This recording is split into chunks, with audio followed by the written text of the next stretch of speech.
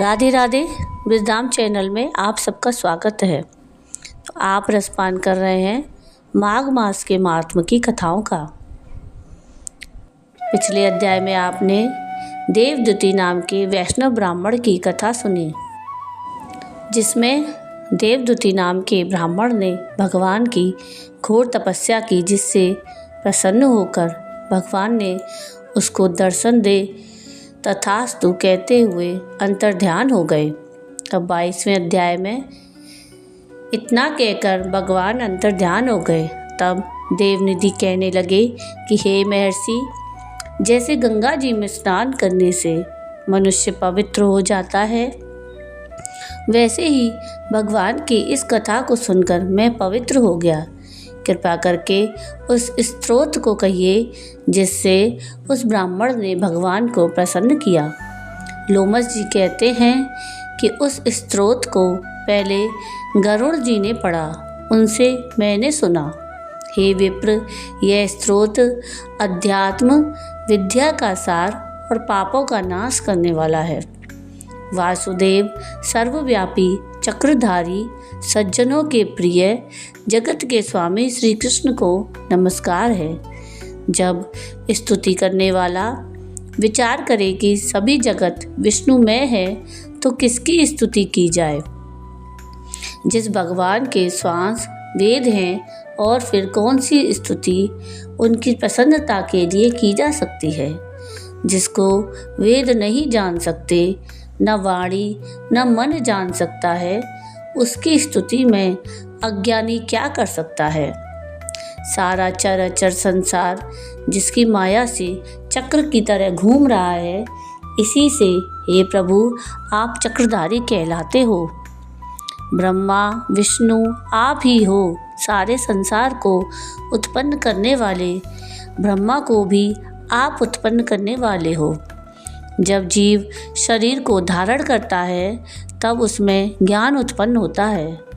तुम सब सुखों के दाता हो, इसमें कोई संदेह नहीं है। आपसे संपूर्ण सुखों को देने वाली बुद्धि उत्पन्न होती है। आप ही 5 कर्मेंद्रिय, 5 महाभूत और मन के विविध भाव हो।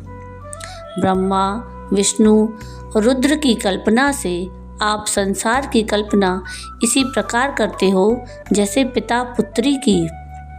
कवियों में जो रूप शोभा देता है, उन निर्गुण विष्णु भगवान को मैं नमस्कार करता हूँ। जिसमें ज्ञान रखने से श्रुतियों में कहे हुए कर्मों को लोग करते हैं, उस परम ब्रह्म को मैं नमस्कार करता हूँ।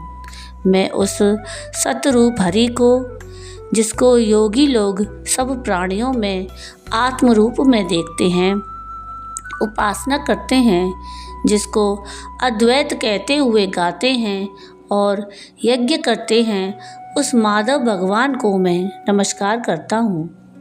मनुष्यों को माया तथा मोह में पैदा हुए विचित्र आभास, अहंकार और ममता को जानकर खो देते हैं, उन भगवान को मैं नमस्कार करता हूँ।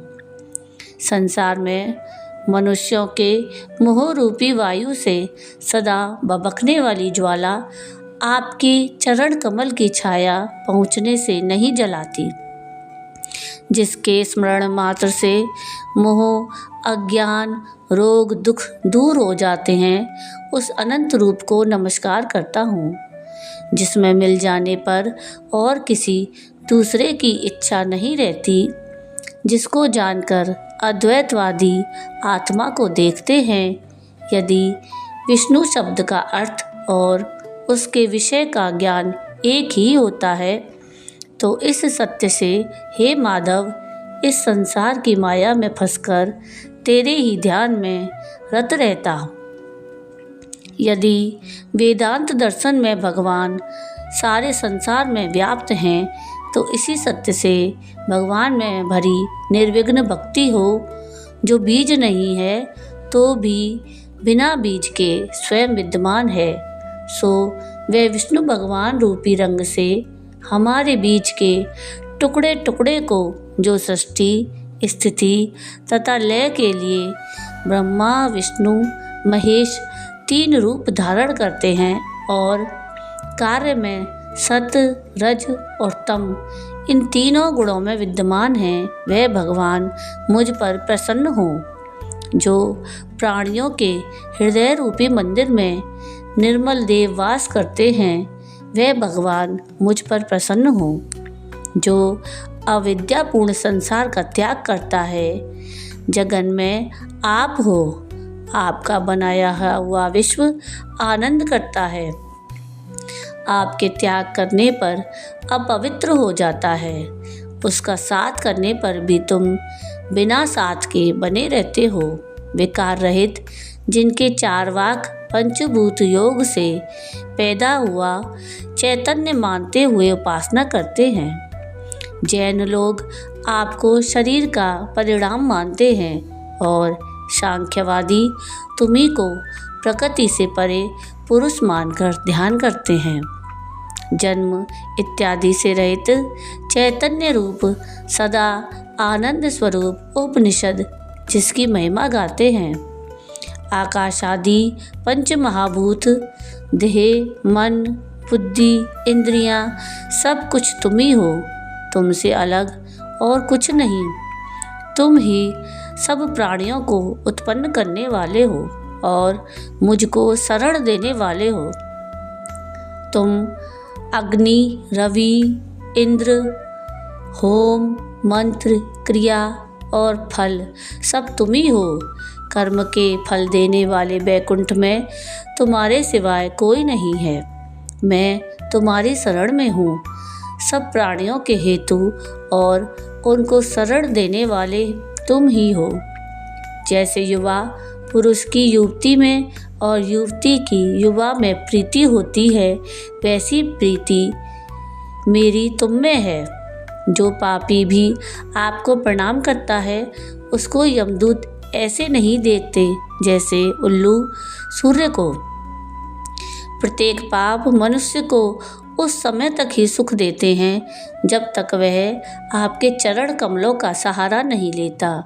जिसको गुण, जाति और धर्म को स्पर्श नहीं कर सकते तथा गतियाँ भी स्पर्श नहीं करती, जो इंद्रियों के वशीभूत नहीं है, जिनका बड़े बड़े मुनि लोग साक्षात्कार नहीं कर सकते, उन भगवान को मैं नमस्कार करता हूँ।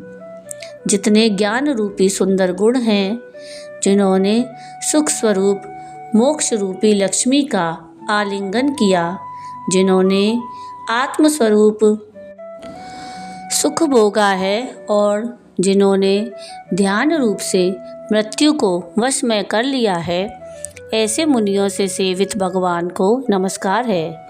जो जन्मादि से अलग हैं, जिनको काम, क्रोध आदि दोष दुख नहीं देते, उन वासुदेव भगवान को मैं नमस्कार करता हूँ। जिनके ज्ञान की गति से अविद्या रूपी मल शुद्ध हो जाता है, जिनके ज्ञान रूपी शस्त्र से संसार रूपी शत्रु का नाश हो जाता है, उन दुखों के नाश करने वाले को मैं नमस्कार करता हूँ। जिस प्रकार सब स्थावर जंगम संसार को उत्पन्न करते हैं, इसी सत्य से भगवान मुझको दर्शन दें। इस प्रकार उसकी सच्ची भक्ति देखकर भगवान ने प्रसन्न होकर उस ब्राह्मण को दर्शन दिए और ब्राह्मण की स्तुति से प्रसन्न होकर तथा उसको वरदान देकर भगवान अंतर्ध्यान हो गए और वह ब्राह्मण कृतकृत्य होकर भगवान में लीन हो गया और शिष्यों के साथ स्रोत पढ़ता हुआ तपोवन में रहने लगा। जो कोई स्रोत को पढ़ता अथवा सुनता है, उसकी बुद्धि पाप में नहीं लगती और ना ही बुरा फल देखता है। इसके कीर्तन से मनुष्य की बुद्धि, मन और इंद्रियां स्वस्थ होती हैं। जो भक्ति पूर्वक इसके अर्थ को विचार कर इसका जप करता है, वह वैष्णव पद को प्राप्त होता है। इसके सदैव पढ़ने से मनोवांछित कार्य सिद्ध हो जाते हैं। मनुष्य सुपुत्र पाता है और धन, पराक्रम और चिरायु प्राप्त करता है।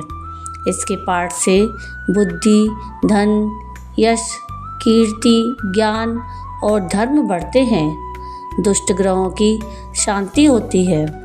यह व्याधियों और अनिष्टों को दूर करता है, दुर्गति से तारता है। इसके पढ़ने से सिंह, व्याघ्र, चोर, भूत, देव, पिशाच और राक्षस का भय नहीं रहता। जो भगवान का पूजन करके इस स्तोत्र को पढ़ता है वह पापों से ऐसे ही अलग रहता है जैसे जल पंख से कमल। जो इस स्तोत्र को 1 काल, 2 काल या 3 काल पढ़ता है वह अक्षय फल प्राप्त करता है। जो मनुष्य प्रातःकाल इस स्तोत्र का पाठ करता है वह इस लोक और परलोक में अक्षय सुख पाता है। वेदद्युति का बनाया हुआ यह स्तोत्र भगवान को अत्यंत प्रिय है और भगवान के दर्शन देने वाला है। योग सागर नाम का यह स्तोत्र परम पवित्र है। जो कोई भक्ति पूर्वक इसको पढ़ता है वह विष्णु लोक को जाता है। अब पिशाच मोक्ष की कथा कहते हैं। तो ये थी माघ मास के महात्म के 22वें अध्याय की कथा। आपको ये कथा कैसी लगी मुझे कमेंट करके ज़रूर बताइएगा। और अगर आपको ये कथा पसंद आई हो तो प्लीज़ इसको लाइक शेयर ज़रूर कीजिएगा और प्लीज़ मेरे चैनल को सब्सक्राइब कीजिएगा और कमेंट में राधे राधे ज़रूर लिखिएगा। अगले अध्याय में हम 23वें अध्याय की कथा सुनेंगे। वीडियो पूरा देखने के लिए थैंक यू। राधे राधे।